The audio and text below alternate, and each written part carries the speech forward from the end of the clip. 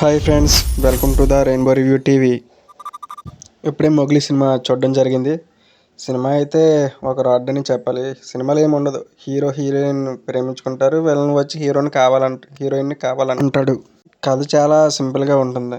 ఈ సింపుల్ కథని 2 గంటల 40 నిమిషాలు సాగదీశారు. ఆ 2 గంటల 40 నిమిషాల సినిమా చూడడానికి నాకు 5 గంటల్లాగా అనిపించింది.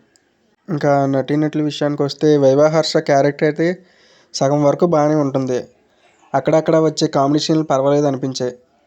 సినిమాలో పోలీస్ క్యారెక్టర్ అసలు క్యారవాన్లో ఎందుకు వస్తాడో, ఆ సీన్లు ఉద్దేశం ఏంటో అర్థం కాలేదు. ఇక యాక్టింగ్ సంగతికి వస్తే మన హీరో హీరోయిన్ ఇంకా బీఎస్కే గారు కూడా బాగానే చేశారు. ఈ సినిమాకున్న అతిపెద్ద మైనస్ ఏంటంటే ఆ సంగీతం ఇంకా బ్యాక్గ్రౌండ్ స్కోర్. అసలు లవ్ స్టోరీకి ఉండాల్సిన ఎమోషనల్ మ్యూజిక్కే లేదు అసలు. ఇక సినిమాలో ప్రొడక్షన్ వాల్యూస్ మరియు సినిమాటోగ్రఫీ అయితే మాత్రం బాగున్నాయి. ఇక ఈ సినిమా డైరెక్టర్ అయితే తను తీసేది ఒక అద్భుతం అనే భ్రమలోనే బతుకుతున్నట్టున్నాడు. సినిమాలో అయితే అస్సలు ఎమోషన్ సీన్స్ అయితే వర్కౌట్ అవ్వలేదు. కేవలం ఎమోషన్ రప్పించడానికి కోసమే ఒక పాతను కూడా చంపేశారు, కానీ అది కూడా అంత వర్కౌట్ ఏం అవ్వలేదు. ఇక క్లైమాక్స్ విషయానికి వస్తే క్లైమాక్స్లో కూడా ట్రాజిక్ ఎండింగ్ కూడా వర్కౌట్ ఏం అవ్వలేదు. మొత్తం మీద ఈ సినిమా మీద నా ఒపీనియన్ ఏంటంటే పాత కథని సాగదీసి తీశారు.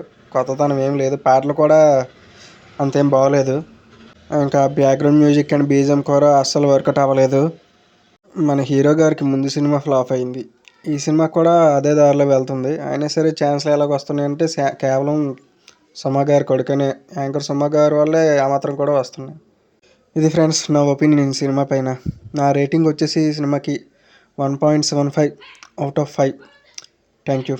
చాలామంది నా రివ్యూ చూస్తున్నారు కానీ సబ్స్క్రైబ్ చేసుకోవట్లేదు. Please subscribe to rainbow review TV and ఆ గంట సింబల్ కూడా ఆన్ చేసుకోండి ఫ్రెండ్స్. అండ్ మీ ఒపీనియన్ కూడా కామెంట్స్ రూపంలో తెలియజేయండి ఈ సినిమాపై. And thank you.